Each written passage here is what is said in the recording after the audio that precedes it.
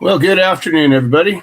It's, believe it or not, out here on the West Coast, it's 5 o'clock, and the days are getting long, and it's kind of easy to forget about what time it is, and almost did that. But we're still stuck in a spot that we've been in a while, meaning cannabis prohibition still rages, even though so many folks think everything's cool and everything's legal and everything's already done and it's just a matter of time and all those things that people think. Still not the case. We did have a victory today, though. We had a man who had been locked up for a good long time was freed. And let me read a quick little article here.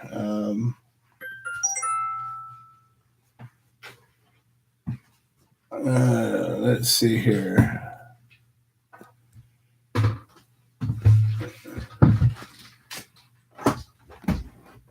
Well, I guess I don't have a full-on article, but anyways, one of our inmates that we've been supporting for a good long while is now today a free man. So we're hopeful and happy about that. Meanwhile, Craig Cecil is going to be calling in where he's still serving life without possibility of parole. And we still have a lot of people still locked up today at this moment. Some who don't have any way out unless something miraculous happens. This is a show that is brought to you by the Human Solution International. We are a 501c3 federally recognized nonprofit civil rights organization, and we're here to help you. We're here to change the world. We're here to continue where others have paved the way. You know, we've had some amazing civil rights warriors in the past, in the last 100 years or so, that have gained huge grounds. I've been studying a lot of these guys and some of the work they've done. And man, we've come a long way. We live in a much different world today than we did 50 years ago, 100 years ago. A world with a lot more opportunity for a lot more people. But there's still a huge disparity, and there's still a whole class of people that are vulnerable, I guess would be a good word for it. They're vulnerable to be oppressed. And, if you don't have a bunch of money, or if you don't know people that do, there's a lot of things that happen on this planet that may not go your way. Historically, if you look through the world's history, a few people have managed to rise above and create empires on the backs of the many. It's just the way it's been. And if you think it's different today, spend some time really looking at the world. It's not. You know, all the governments, these democracies with giant quotes on them that are for the people, by the people, and of the people. They are of the people. At least they were at one point. They're set up in such a way that there becomes a big distance between them and most of the people. And people get mired in the struggle for survival, and the struggle for that pursuit of happiness becomes, much more of a struggle for a lot of people, and it makes it difficult at best for most people to have the ambition or the wherewithal or even the thought to try to change the government, to try to change that system, the structure that feeds off of us and runs, supposedly protects us and supposedly does a lot of things for us. But if you look around and you say, when was the last time the government did anything for me? I guess technically we haven't been invaded by a foreign power, so they've done that. But boy, at what cost? It's been a pretty tremendous cost, and our neighbors to the north and the south aren't really much of a danger to us. So anybody who is a danger to us is pretty far away. And we built weapons a long, long time ago that could mutually destroy them. So I'm just wondering, what is it we're getting from our government that's so amazing that we're willing to give up so many rights, that we're willing to give up so much, and we're not willing to fight for? I talked about last week, there was a saying, and it's probably a pretty common saying, but the problems are not necessarily, or not just because of the actions of the evil people, but of the inactions of the good people. I know a lot of good people, and they all feel like they're doing enough. You talk to them, and you don't want to shame them for not doing more, because who's to judge? Whose job is it to say you're doing enough or you're not doing enough? It's certainly not for me to call that one out. But the one thing I do know is that the people that do the most, at least with this organization and many organizations I've been involved with, have always been the people that have the least to offer. The people that have the most hardships, the people that are the most physically challenged, the people that are financially challenged, emotionally challenged, the people that are the most broken seem to, more often than not, do the most good. And the people that have the most resources, more often than not, do the least good for changing the world. Now, there's exceptions to that, of course. I'm not a perfect broad brush on this, but look around and see who's helping. Look around and see who's digging in. Look around see who shows up when everybody needs it. And it's always, or more often than not, those people that just don't have a lot to give. Just saying. That's the truth.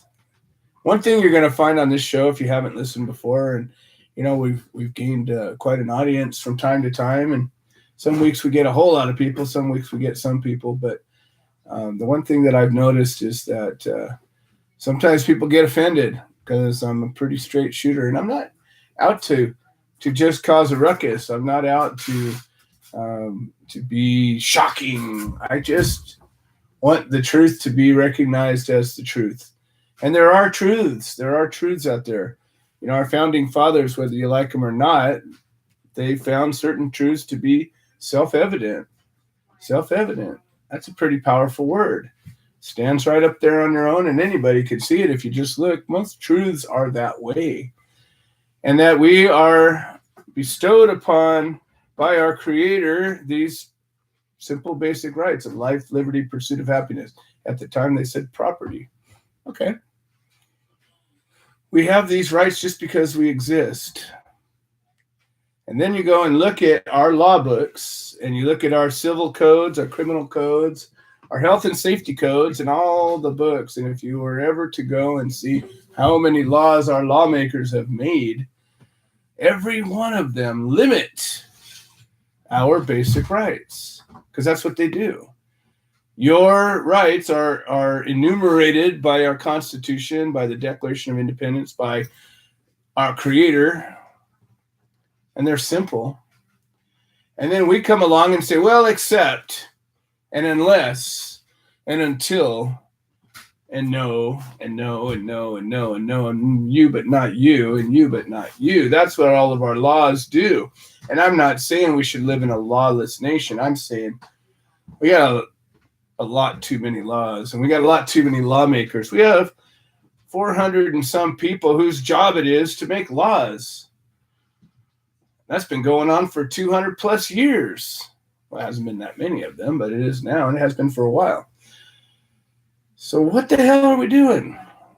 What are we thinking? What is our end game? What's our goal with all these laws? What's the reason for all of this? Oh, well, we have to maintain order, and we have to maintain protection, and we have to do all these things. Why do we need so many new laws happening all the time? Maybe you'd think at one time we'd start to get it right. You know, if you look at a goal, and if you strive to accomplish a goal, you'll work at it. You'll set a plan out. You'll struggle. You'll succeed some. You'll fail some. But your failures you'll learn from, and it'll guide you to a place that will ultimately lead you to the place that you decide is your goal, right? Our goal is a nation that can live in peace and harmony. I don't think anybody's ever said that, but maybe if it was, we'd start looking at what could cause that to happen. What's keeping that from happening? You know, what are the sources of our problems? And when you look at some of the sources of our problems, I see restrictive laws. Prohibition certainly is one of them. And cannabis prohibition is certainly one that, in my opinion, has been not taken seriously enough. People have drank the Kool-Aid. They've watered the Kool-Aid down. They've fed it to our lawmakers, and they've allowed them to create these laws that are still full of Kool-Aid. You know, we have laws that are so restrictive that only certain people have access to things that grow wild in the bushes that anybody could grow and anybody could make certain things from. We've gone from everything being a crime to now some things are crimes and other things aren't crimes. But what we've done is we've created a whole nother class of criminal. And we've created a whole nother class of rat. Now those very same people that used to be on our side, that used to be fighting for our rights, some of them got a piece of paper that said, you are okay, and everybody else is not. Now you listen to those people talk, and hell's bells, you would think that they were from some totally different type of person. Now they talk about themselves in a sanctimonious, self-righteous way, and they, oh, well, all of these illegal operations are harming our business. The black market is causing so much trouble out there, and it's unsafe. These words that they choose. Listen to an interview with a dispensary or a licensed dispensary owner or a licensed manufacturer somewhere in California, and they'll tell you about the evils of the black market. Well, let me tell you this. They, all of them, not too damn long ago, were members of the black market, and they were singing a different song back then. So let me be very clear. I 100 wholeheartedly support the black market. I believe that the black market needs to exist, and until the black market can't exist because it's not profitable, we haven't finished our job.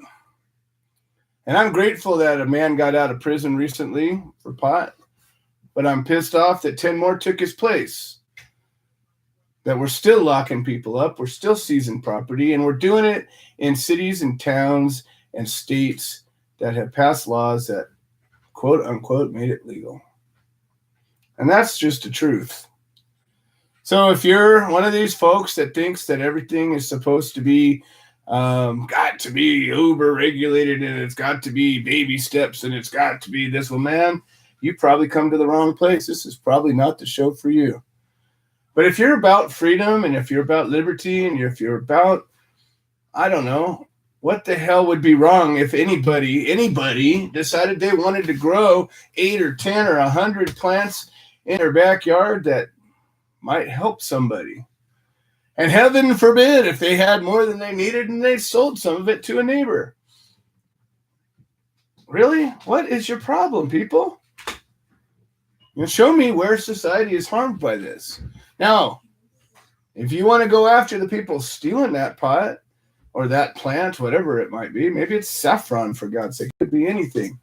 Cinnamon bark. There's all kinds of valuable plants out there. If you want to go and steal it, hey, now there's a crime. You want to go and hurt somebody because you're trying to take their money or their property, hey, now that's a crime. And should be gone after with gusto. But for us to continue to assault each other because they've chosen something that you just disagree with, maybe you don't even like its smell, but really, I'm wondering, what in the hell is wrong with us? What is wrong with us? Because we're the ones that let it happen. We're the ones that continue to let it happen. We're the ones that haven't stopped it. And I frankly don't know. I don't know what it's going to take. I know this. I'm going to keep at it as long as I'm breathing. I'm going to keep trying to rally people together. I'm going to keep supporting those people that have fallen down on and people that want to make a change that'll increase our rights, whatever they may be, our civil rights, our human rights, the rights of us to grow and produce and share and hell, even sell, transport, all those horrible things that they accuse us of. I support anybody's right to do that. And if there's a market comes of it, great. Who cares? Tax it like everything else. Treat it like something else. But we don't. So, anyways, apparently we have a guest that's here, might be on the line right now. I don't have a screener at the moment, so I may end up having to go wild card out here for a second. But we have Commissioner Joshua Simmons from Coral Springs. I don't know where Coral Springs is, but we'll find out. All right. Well, let me just kind of do a quick buzz through, and I've got this one number I don't recognize, and I've got two that I do. So let me just pop this on. Maybe this is our guest. Hello, you are live on the air. I don't have a screener today, but I am here to ask you if you're here to talk or listen, or maybe you're even our guest.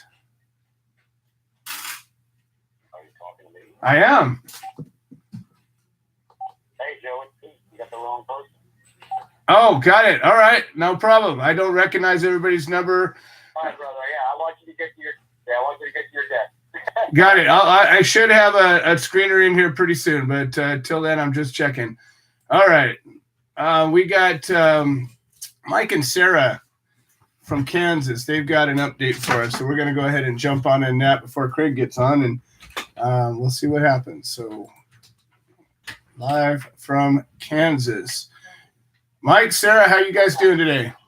Oh, we're doing pretty good, Joe. We're doing really good. So tell me what's going on out there in Kansas.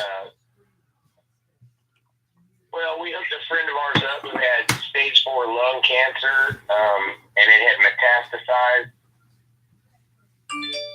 Whoops. I don't know what just happened here. Hold on. Sorry, somebody jumped you over to the... Yeah, sorry, you got jumped over to the screening room, but I don't know how it even happened, but you're back on.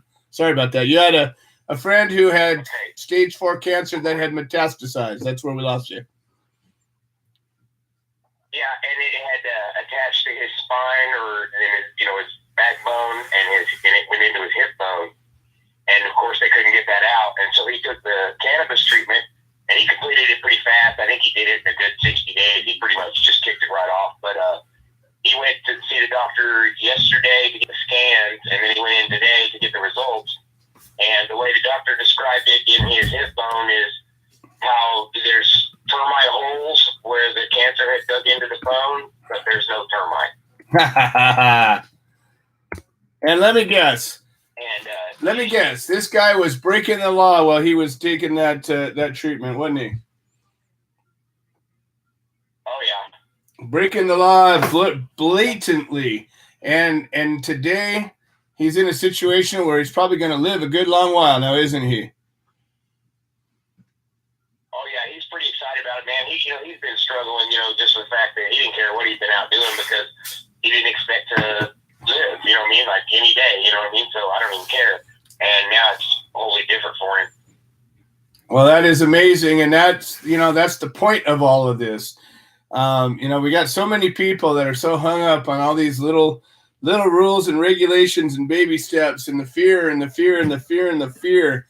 And yet you have a story, one of, so many stories. I'm probably going to end up writing a book about all these stories one day, and it'll be one of many books I'm in the middle of writing. But the truth is, this medicine, and I'm not allowed to call it medicine because it's not FDA approved, but I'm going to just go ahead and break that law too and call it medicine because it is medicine. It has helped so many people in so many ways, in ways that the pharmaceutical industry hasn't done, ways that chemo and radiation hasn't done, ways that all the Western medicine has not been able to solve or hasn't been willing to solve. And a simple oil made from a plant that grows wild in the streets, if you let it, can make a person's life all of a sudden a reality again. When like you said, he had given up, he was probably doing crazy things because what the hell, I'm not going to live anyways, right? Yeah, it's just crazy. I mean, in my opinion, I can understand trying to regulate it because of its intoxicating effects, as far as being in the public, driving, just like you would any prescription drug, you know what I mean?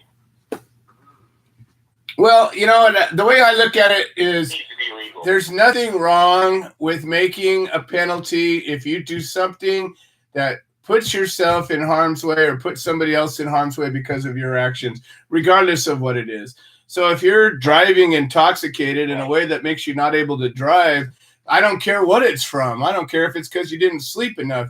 I just couldn't give a damn. But to make something exactly, but to make somebody, I know we are. I know we are.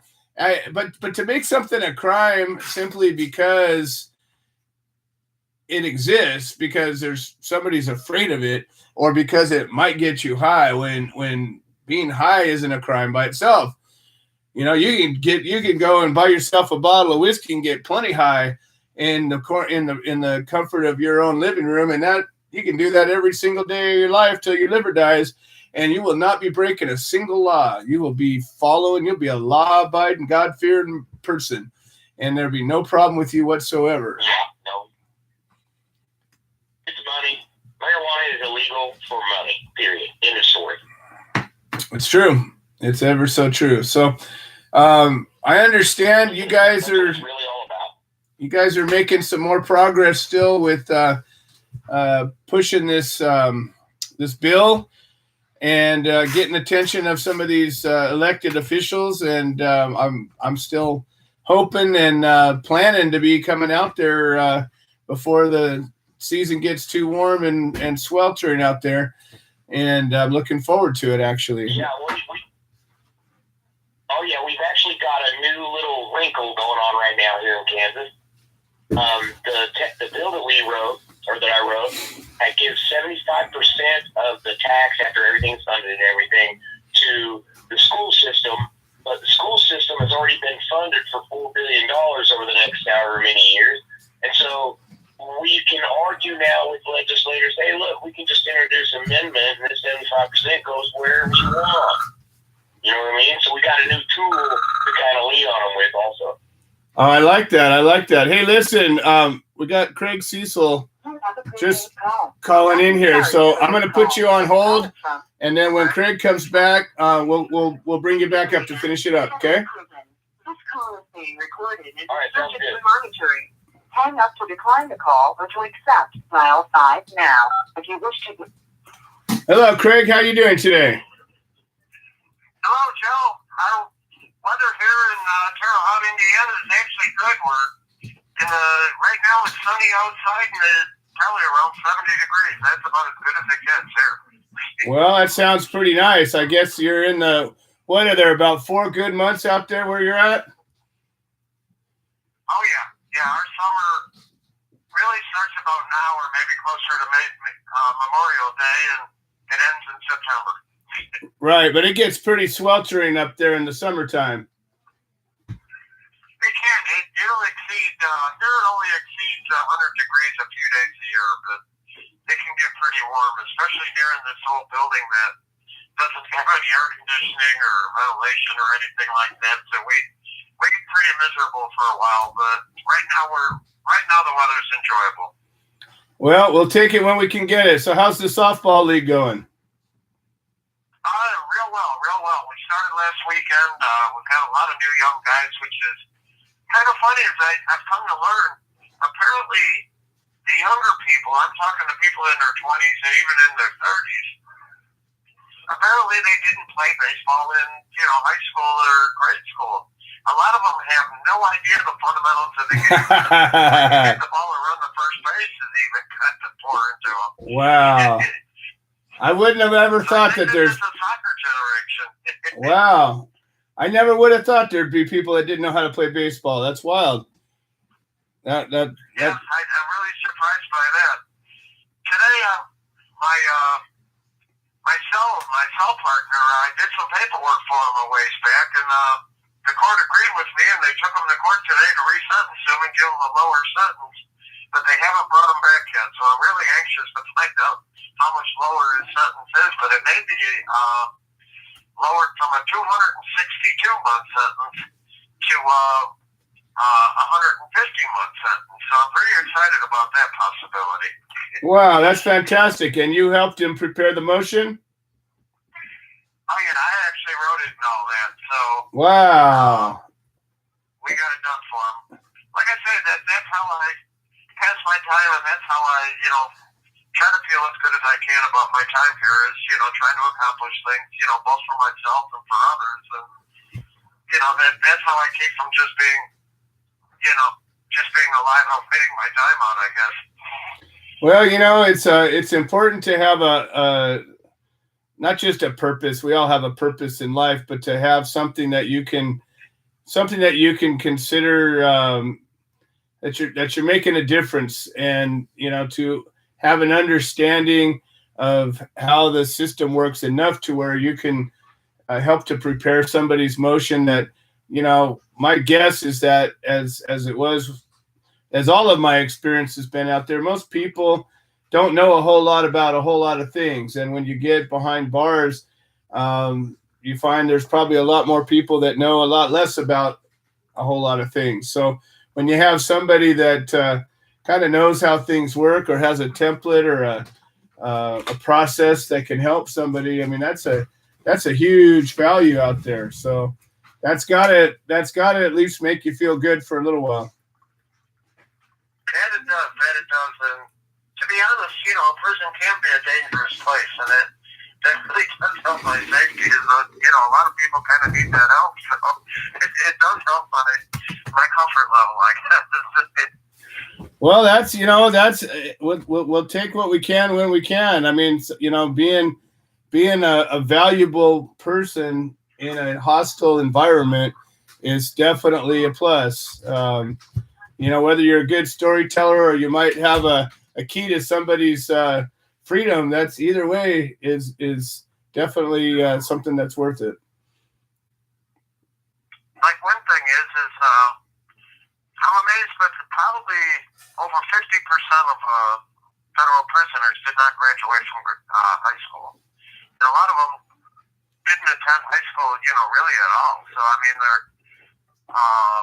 they're marginally literate if they're literate at all, and things of that nature. So I end up helping a lot of guys just write letters or understand the letters they've received. And recently, I've been helping a lot of people, as I've mentioned to your listeners before. Is here at the prison, there's been a rash of staff on inmate assaults, and poor guys, they get all beat up and everything, and they don't even have the ability to write a complaint so that they're kind of stuck. So I tell them how to write things, what the procedure is, to follow to make these complaints. But unfortunately, the climate here is becoming more and more violent, the staff on inmates. And I hope this isn't across the Bureau of Prisons as a whole. I hope they're just not, allowing, all this violence, especially from the staff on inmates.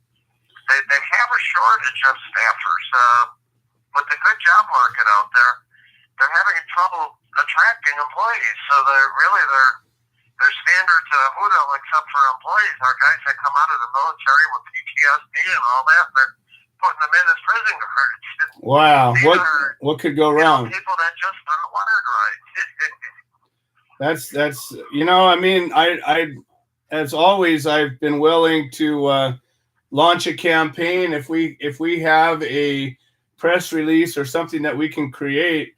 If you want to send me kind of a synopsis of things, we can do a call to action. As you've seen before, sometimes it's more successful than others, but certainly we're getting a stronger and stronger team. I mean, we've got teams all over the country now that are in some cases looking for something to do. I mean, it used to be that we had all these court cases that we were supporting, and nowadays most people aren't fighting their cases the same as they were. We got a few cases around the country that people are standing up to fight, but the vast majority of these cases are pled out, and the people that are facing charges for cannabis anymore, generally they roll over and play dead. And a lot of times, with the laws having changed, they're not facing as harsh of a sentence as they have, unless the feds pick them up. But the truth is, we've got a lot of willing participants in this organization now. I mean, we're 10 years into doing this, and we've got some really good seasoned activists that are going to ride this until we finish the job. And so, the fact that we're trying to make an environment where we don't have any cannabis prisoners or anybody that's locked up held for any nonviolent offense for that matter. If there's something we can do to bring attention to an injustice going on, I know that we've got a lot of folks willing to do it. Because thank you. That's our biggest dilemma is there is no agency, there's no group that's allowed to, go into prisons to see how the conditions are and to interview the inmates to say, is there any problems in the prison? Are you getting the medical care you need? Is it violent? Is it safe? And there's really nobody that verifies that or oversees that. Just the BOP employees themselves do that. And really, it's like the code blue, I guess they talk about amongst police officers, where if one of them sees something, This call is from a federal prison. it's just a career-ruining move if they complain about it. And that's the way it is in the Bureau of Prisons. Even if they're a good person and they say it's wrong, they're afraid to do anything about it and lose a job where they've been working towards their retirement in it. Well, if you're willing to articulate a story or give me enough details that I can, add to it and create a press release and a call to action, if you want to shoot it to me in a Corelinks email, I'd be glad to bring it to life for you. Thank you, because that could only help. Because, like I say, that a lot of people don't know what's on behind the walls here or behind the razor wire. And that's really the way prisons are designed, to take us away from society. But, the idea was to protect society from what the prisoners would do. But in this market, that's kind of a hard sell. If people people that marketed marijuana when now there's businesses all over the place marketing marijuana and paying their state and federal taxes on that marijuana. Well, you know, it's interesting. On social media, there was a post that got put out, and I shared it on my social networking page. And I don't have it in front of me right now, but it said something to the effect of, why don't we make sure that we don't have anybody locked up for pot before we start giving a bunch of licenses to rich people to do the thing that the people that are locked up for pot are doing. And it was not in those exact words, but it was certainly paraphrasing it. And, you know, it got a lot of legs. It got a lot of people that that responded positively. Hopefully, you know, they're paying attention and realizing that, wait a minute, we haven't finished the job yet. These laws that we keep passing are shit, and they're not enough, and they're not really freeing this plant or making it to where we don't have plant criminals anymore. And the other side of it is, I think it was in Georgia. Again, I don't have the article in front of me, but apparently there was a jury nullification case that popped up, and a jury refused to convict a guy that did break their law. And it was, I don't know, it was a pot crime of some sort, and the jury decided, no, we're not going to convict you, even though he clearly, this defendant clearly did break that law. So, you know, people are recognizing and owning their rights. You know, when there's a bad law, it's our obligation to break it. If we follow bad laws, who the hell are we? You know, or who have we become if we're willing to follow bad direction? You know, if a soldier is given an order to do something that is illegal, immoral, or just plain wrong, they're obligated to violate that order, you know? And yet, what do? We just follow that judge, we do what he says, and we convict people that really shouldn't be convicted often. We both know Beth that Lisa Pop, she has a catchphrase that she's marketed to a lot of our congressmen and all that says yesterday's marijuana conspiracy is today's marijuana business plan. Right. It's so true. And she's right. Yeah.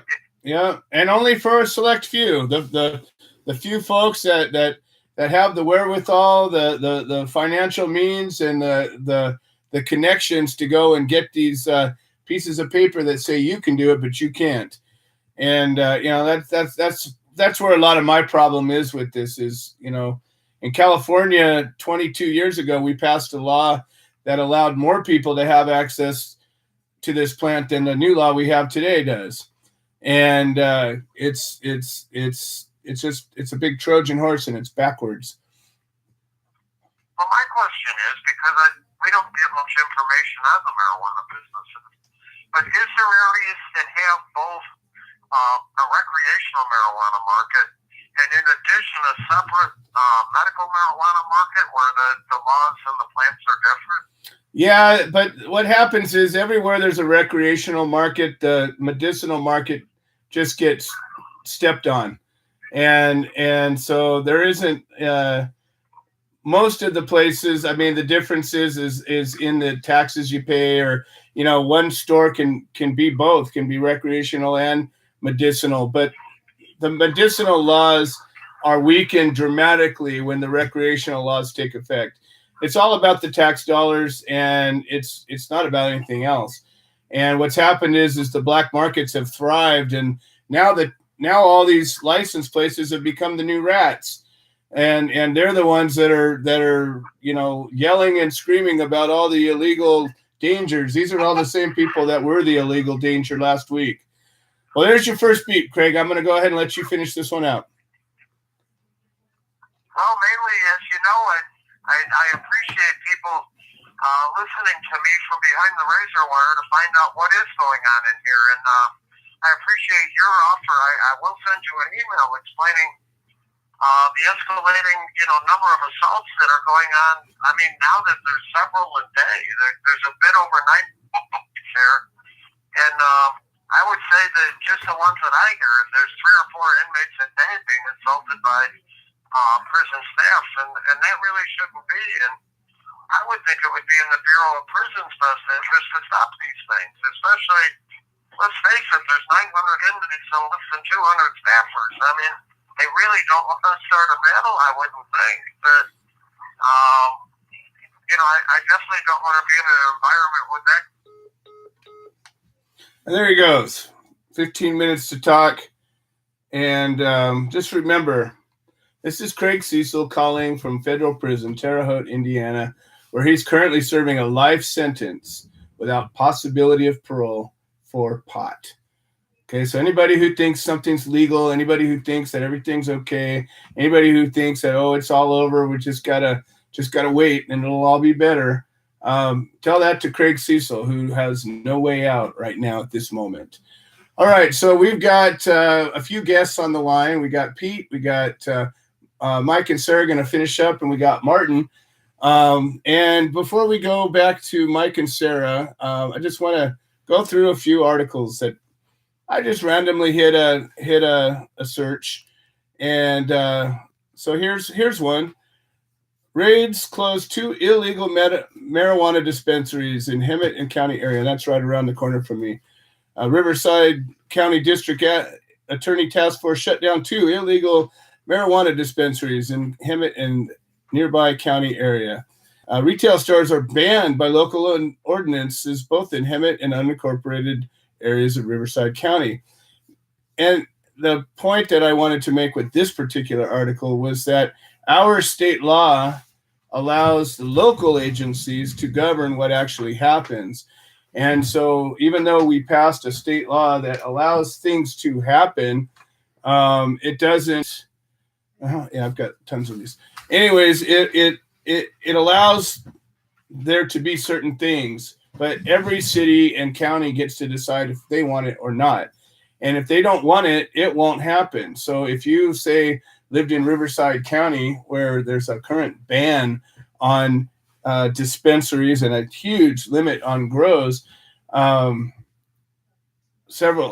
couple years ago, before we had this law that freed us all, you had a lot of rights that were somewhat protected, or at least you had what they called an affirmative defense. And now you have less of that, even though the stakes are a little bit lower because the felonies are generally less and it's harder to get one, but they're still throwing them out. So I'm going to just go through and hit some topics that I just hit for illegal dispensary. There's 731,000 results with the topic of illegal dispensary raid. But here we go. This is just in California, most of these, I think. And Thousand Palms weed dispensary among 10 raided across Riverside. There's another one. Illegal pot dispensary in Chula Vista raided, close by police. That's in San Diego. Riverside authorities crack down on illegal marijuana. Unlicensed California medical marijuana collectives illegal after January 9. Authorities raid 2 in North County marijuana dispensaries, San Diego. This is 2019 is the year California cracks down on illicit cannabis. Okay, and this is just page 1 of, I don't know, probably 100 pages of articles about, quote, illegal dispensaries, illegal pot grows, illegal everything. Here's one. Toronto police raid illegal marijuana dispensaries. Toronto, Canada. Oh, Canada, where everything's so legal and so wonderful. Well, that's great if you happen to fit a very, very, very specific little fraction of the people who are protected, and everybody else is still a criminal. All right, so let's finish up with Mike and Sarah, and we will go through some callers. And oh shoot, we've only got 15 minutes left of the show. What happens every day we do this, folks? They go so fast. All right, Mike and Sarah is going to tell us a little more about what's going on in Kansas, where we have actually, I should say, drafted a bill and submitted it to their state legislation, and it's being considered right now. So tell us where we're at with that. We should have a hearing date by Friday, or at least know if we're going to do an interim committee or exactly how the bill is going to get worked through. Okay. There's a lot hanging on this week, man. They got a lot going on, but they're busy up there. They're fighting over bull crap, man. It's such a pain in the neck. Well, why don't we talk about this thing that do it on Facebook.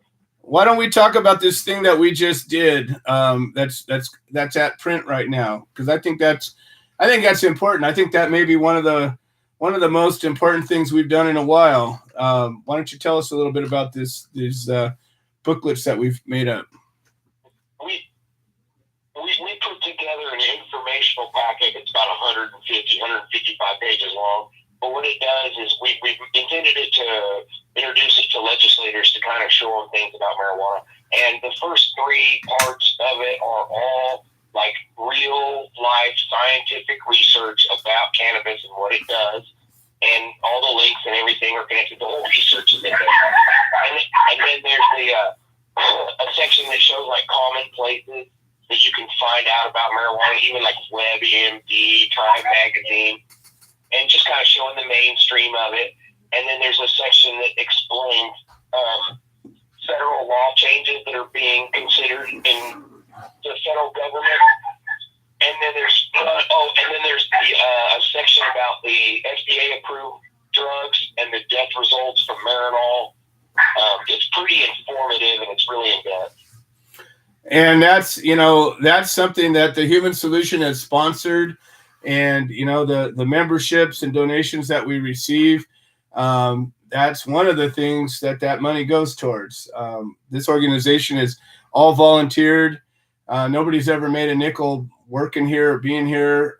But what we do is we're trying to change the world, and by educating and supporting those that need it. And we have an opportunity to bring this information, which is well gathered and vetted, and it's actually good information rather than so much of this and that you see in so many places. And we're hoping to get the opportunity for me to come out there and be able to talk to some of these legislators and bring some of the experiences that we have out here, where we've been at least a little bit more than you guys have been able to work with these medicines and the experiences that we've had with the relative safety, especially about this stuff, and to be able to listen to their fears and to listen to their concerns and have well thought out, reasonable answers to them, and hopefully to engage them, in a meaningful way rather than just button heads and yelling and screaming and trying to what so many activists end up shooting off their own toes because they're busy just yelling and screaming rather than putting together a plan and actually trying to execute something. So I'm really proud of you guys, the work that you're doing. The Kansas chapter is just tearing it up right now. And, and it doesn't take a huge chapter to be an effective chapter. And historically, some of our smaller chapters have gotten some of the most work done. And that's, it's just great to see it happening. Well, I appreciate you guys backing us up like you have. I mean, it's been awesome. We could have never gotten this stuff done without you guys' help. And we're this is just the tip of the iceberg, man. We're going to go all the way. We're going to go balls deep in these people.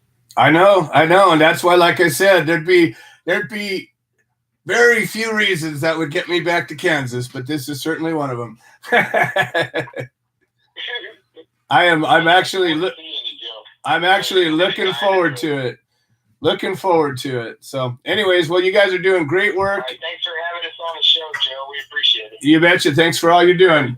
Hey, wait a minute. One last thing. If somebody wants to get involved in Kansas and wants to engage in the Kansas chapter of the Human Solution International, how do they get a hold of you? They can call us at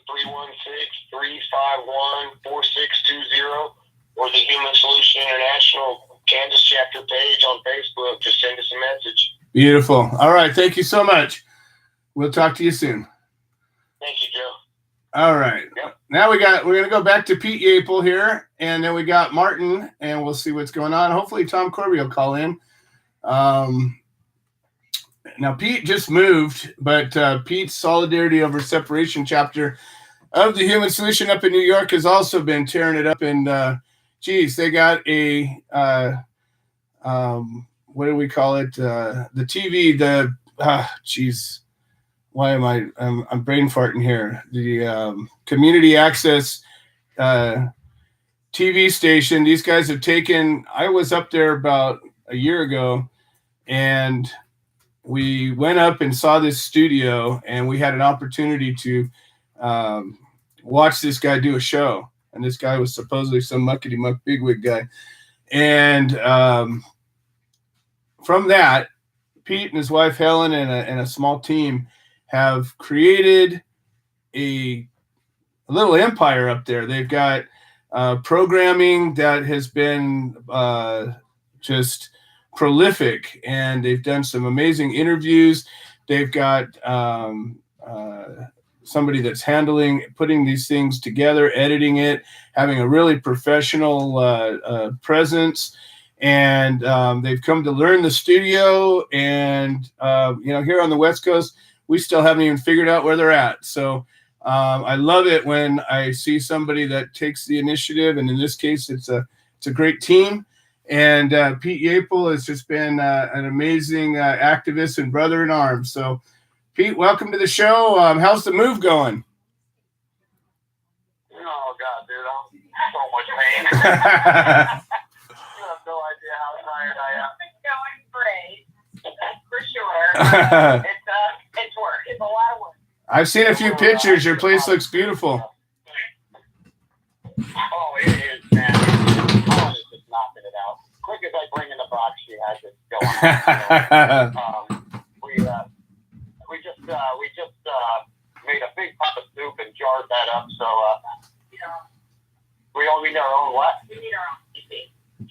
Helen said we need our own TV. Well, we'll get you out here and have a meeting for you one of these days. You'll be able to see what it's all about. You know we will. Hey, listen, everybody that's listening, if you're in the New York area, this weekend, everybody knows it's a big weekend where all the parades go on across the country for 420 and just a bit of cannabis celebration. We have a day of what they call freedom, which I laugh at, you know that. But at the end of the day, I get to speak at the event representing solidarity over separation. We're marching with our banner. We got about 15, 20 people already marching with us. Please come on down to West 32nd and Broadway. It's only 9/10 of a mile. You got to walk within your Union Square, and it's a blast. It's great music, great speeches, lots of good people talking. And corporate America's there too, but hey, it's still a fun day, guys. And we hope you come out and support us. That's fantastic. Well, hopefully we'll get a lot of people pop in and participate with that. And how does somebody get in touch with you if they want to get connected with the Solidarity Over Separation chapter in New York? Absolutely. They can look us up, Solidarity Over Separation, the New York State chapter of the Human Solution International on Facebook. You can also see us at www.cannawetalk42small.com. All of our solidarity and our Willow Creek Springs stuff is on there as well. So please visit and shop accordingly. And they can always call me at 845-522-3162. Excellent. Well, thank you so much for popping in, and always a pleasure. You're definitely an inspiration, and both of you guys are just killing it. I can't wait to see you get settled in, get healed up a bit, and then see what comes on out of that part of town. Oh, we're just getting started. I know you are. I know. I can't wait to see what happens after a couple of good nights' sleep. You guys are going to be amazing. All right, awesome, Bill. All right, get some rest. We'll talk to y'all next week. Everybody, sorry I'm tired, man. It's all good. All good. All right, Pete Yapel and Helen Yapel, folks. Solidarity Over Separation. All right, we got one last caller. We got Martin, and hopefully Tom Corby will pop in and join us to wrap the show up. But before we go to Martin, I want to just take a moment and there's a 530. I think that might be Tom. We had some losses in the last week or so. And, as you get older and you're going through life, you're working with a lot of sick people. One of the things that happens is, not everybody makes it. People die. And, George Martorano has been an amazing part of our organization. And we've been friends for a long time, brothers from another mother, and he's been free now for a couple of years and really out there trying to make a difference. And he's doing an amazing job. But he just lost his mom about a week ago, and she was up in years, but still, it's definitely big loss. So just take a minute and maybe put out a good thought for George. He's such a family man, and family is so important to him. And also another one of our members, Todd, right? His mom also passed away just a few days ago. And, I lost my dad a couple of years ago, and, it's people that you love and people that are close to you. Take the time to cherish them, because, the one thing that's going to be sure is that one day we're all going to not be here. And, hopefully that when we go, or when our friends go, that we don't have any regrets. So take the time to remember the important things. Take the time to love those that are your loved ones, and to walk the walk. All right. There's Tom. And so we're going to go to Martin, and then Tom, and then that'll be that for today. So here we go. Martin, welcome to the show. How are you doing today? I'm doing okay. How are you doing, Joe? Doing fantastic. Above ground breathing and currently out of custody. You know who this is, don't you? I do. Two things. First, on air, and then the other, I would like you to call me personally at house, if you could. I got something personal that I have to talk to you about a connection in another state, but it's very, very personal. Back to the thing. I have been watching everything ever since our lovely law was passed. And I've been trying to figure out what everybody's so huffy and puffy about. This is what they wanted, Joe. This is what everybody was pushing, right? There was only a few of us that were pushing up against it, like we did with 19, right? And we all got cut off. So if you can explain why everybody is so upset about our new law here in California. Well, I'll tell you, it's really simple. I think that people don't pay attention. And while there was a handful of us that were campaigning against the law before it got passed in California, most people just only saw one word: legalization, and that's all they think. They think that there's only two ways. There's off and on. They don't realize, all these things that, it's funny. I can still remember Letitia Pepper out there just driving as hard as she could, trying to tell everybody, it's a Trojan horse. Don't do it. She got so many people upset at her, and I always agreed with what she said. I also realized while it was happening that people are not aware. People are not aware, and they want to hear what they want to hear, and they read every third word or the first sentence of a paragraph, and that's it. And so I think that's, unfortunately, we have laws when we pass ballot initiatives. Yes means no, and no means yes, and up means down, and down means up, and people just get bamboozled. And I think that's what happened. We got bamboozled. Letitia was out there, as you said, right? And one of the things that I got slammed on, which is now really happening, is California direct democracy is getting killed because of 64. I kept on trying to tell people, and Letitia was trying to tell people what I was saying, that 64 allowed something that never, ever, ever happened with our direct democracy in this state. And that's allowing the legislature to go into a bill that the people wrote and passed to change it to the better. Now, when you read 64, it had, I heard you talking about that there is no medical because of recreational. Well, it's been crippled. I didn't say there was none, but it's been crippled, yeah.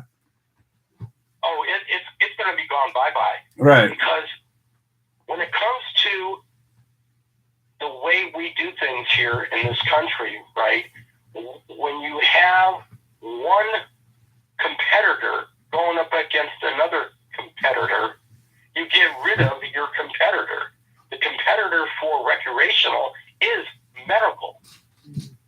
That's why they're going to get rid of medical, just like they've done in Washington, or they're doing in Washington, Oregon, all of the other states that passed the similar laws before we passed ours. And I remember, and I tried to put it out there. I put it out there for a lot. I was able to listen to a debate before this was passed, and Berkeley Normal put it on, right? And it was utterly amazing. They had two lawyers going against each other. I'm on the phone with Joe on live right now. LeVon just walked in.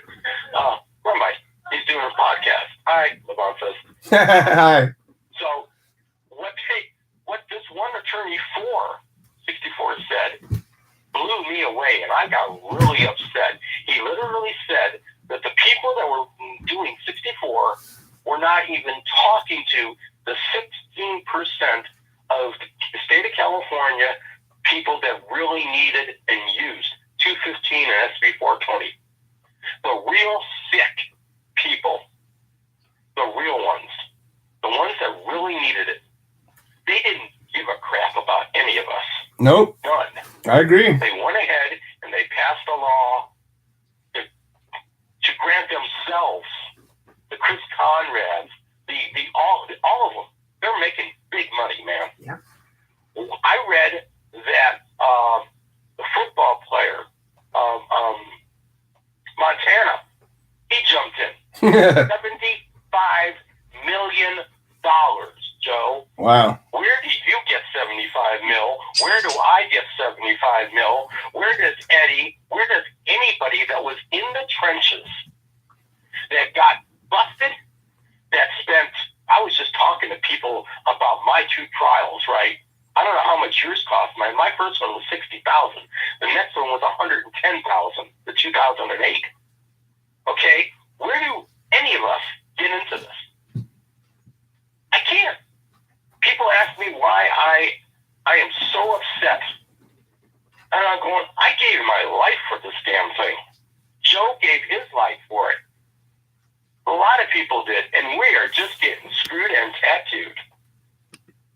So when I read Lanny, his email that he puts out, and he's screaming about all these things, I just go ahead and this is what you wanted. This is exactly what you wanted. You wanted people to be able to go into Kmart or whatever you want and pick their little bag of pot off and walk up and pay for it, even though it's going to cost a couple $100 for 2 ounces, 3 ounces, whatever it is, a couple of grams. It's ridiculous. But anyway, as you know, I'm good and upset about it all. How are you? I am also good and upset about it all. It's I'm still knee deep in it. I'm still doing what I can to make changes across the country. The Human Solution has continued on and grown, and we're all across the country and doing what we can where we can. Unfortunately, we don't have a lot of people that stand up and fight the way that we used to, but we're making changes in a lot of different ways and still supporting those people that have fallen and doing what we do. You said one thing a little while ago. We get old. Yes, we do. You get old and you get broken bones and you get all this stuff. It's very hard to get out and to do anything, man. Yeah. Here, what can we do? What can, again, we got out on the street corners, right, with signs and screaming and all that and protesting. We can't do that now. What are you going to do? Well, I'll tell you what we're doing. What we're doing is we're making people aware one at a time, and we're working on a plan, and it's not going to be a traditional plan. You know me, I've never been a very traditional guy. And, it has to do with educating jurors. It has to do with standing tall. Like I said very clearly, I support the hell out of the black market. And I think that's how we resist, is we keep doing it. I don't like that saying. Well, it is what it is. We can call it whatever we want. Listen to this. That's what they call it. You know what I call it? I call it the medical. There you go. The black market, as they want to receive it, it is the medical marijuana people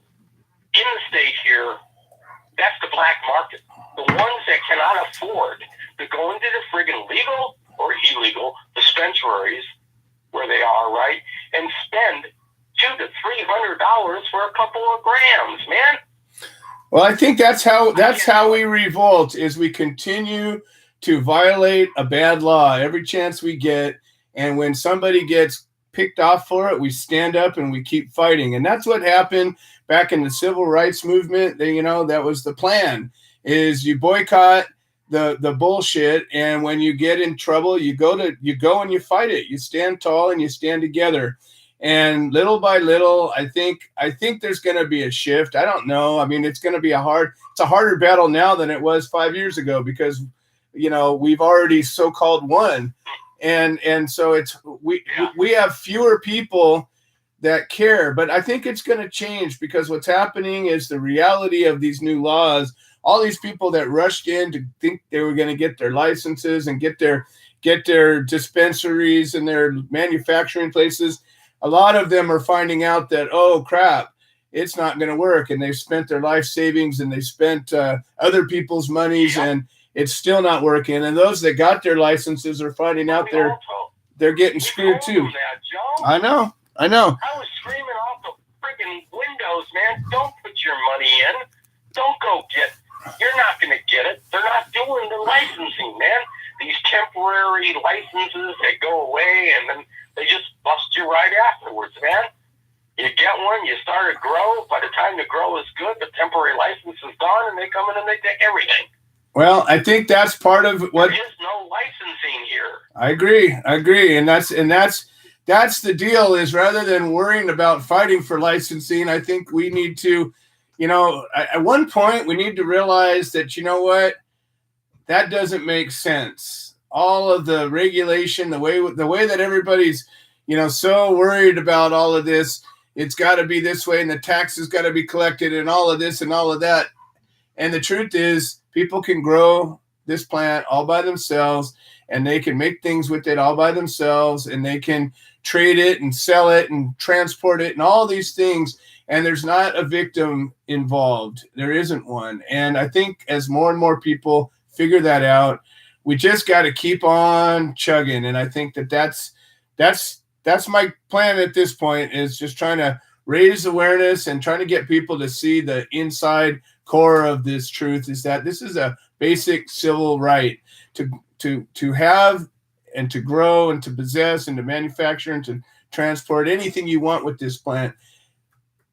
That's a key to my happiness, and it doesn't infringe on your happiness or anybody else's. So, for that to be an illegal act makes no sense according to the way that our laws are supposed to be structured. So these prohibitive laws that we've passed really don't pass muster with the standard that they're supposed to be held to. So, hopefully we just continue to raise awareness, and one by one we bring people to the light. And once you learn and once you get it, it's pretty hard to unlearn it and unget it. Well, I sit here in my lonely little house here in good old Temecula, and the only thing I am grateful for is that the city council got it together here in Temecula with the help, believe it or not, of Jeff Stone. Believe it or not, of Jeff Stone. Temecula is allowing medical to be able to be grown. And even though they signed on to that stupid freaking lawsuit that I don't understand, because I was there at those two meetings, and they were literally, the one guy was kept on asking about delivery services, how we're going to stop those. And everybody in the council, other than one guy, right, is going, we can't. There is no way you can stop a delivery service from delivering. You can't. How are you going to make it illegal? Why are they going against the state? The other thing is, you were talking about trading and everything. I have been trying to figure out, and I've asked two of my attorneys, and you know which two, right, whether or not 64 allows for the barter system. We have a barter system in the United States. We've had it since we started the United States. It's part of us. This is the only thing that I could find that we are not allowed to barter on. Yep, and that's special. Yep. Well, because they want to have ultimate control. That's what it's all about. It's about that control. It's unreal. Well, I'm glad talking to you. Yeah. Well, listen, Martin, we're actually about 10 minutes overtime right now. So I welcome you to come back on the show anytime. I got one more caller still to go. And but I definitely we're on the same. I need you to do something for me, Joe. Yes. Not on the show. Can you still have my phone number? You know what? I don't have it, but I'm looking at it right now. I'll write it down. I'm looking at it on my screen, so I'll give you a holler. Okay. Write it down. I need you to call me. I need to talk to you about a very personal thing for another state. I don't want to do it on air. Yeah. Okay? All right. I'll talk to you soon. You do that, please? I will. Okay. Have a beautiful one, man. Yeah. Talk to you later. Bye. All right. We got Tom Corby to wrap things up here. And Tom, welcome to the show. How are you doing today? How's Donna doing? Well, I'm on the road again, and happy birthday to Willie Nelson, 8 years old, somebody 10 years older than me. And my phone's almost dead. I want to thank all today for your thoughts with our health issues. Donna's doing so much better now. Oh, good. People, right? And by the way, my wife and I are both dealers at Harris Club. We both play poker, and believe me, in these courtrooms, it's a dog and pony show, and it is a poker game. And deception plays a big role here. Also, in life, if you think about it, is a poker game. And I would suggest if you're going to gamble, believe me, poker's the best game, and it's very challenging. It's a lot of fun. We just play for dimes. We teach people how to play poker. It'll help you in life. And my mindset here is we always take it to trial, and we're going to throw everything at them. They're getting dismissals, they're acquittals day by day, and I still want to congratulate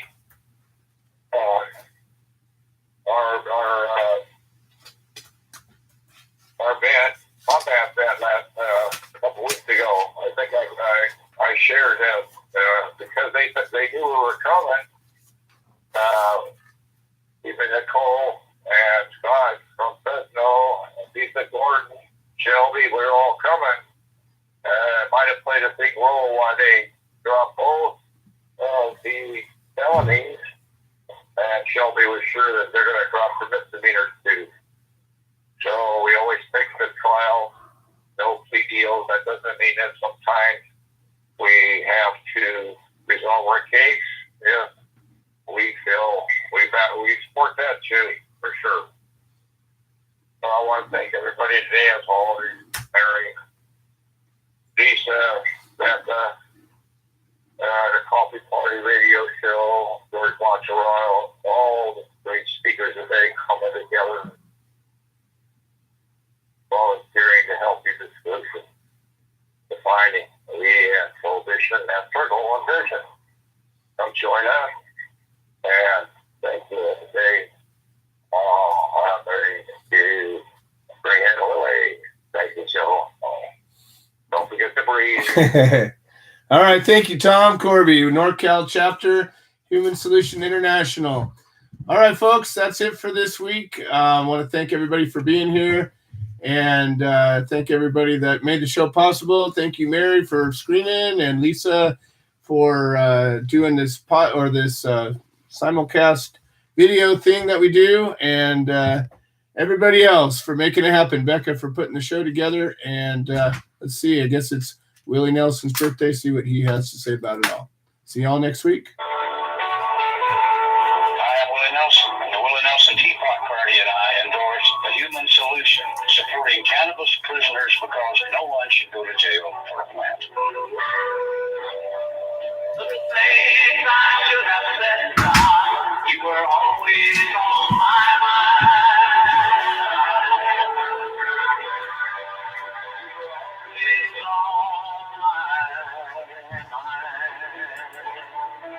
Thank you for using Blog Talk Radio.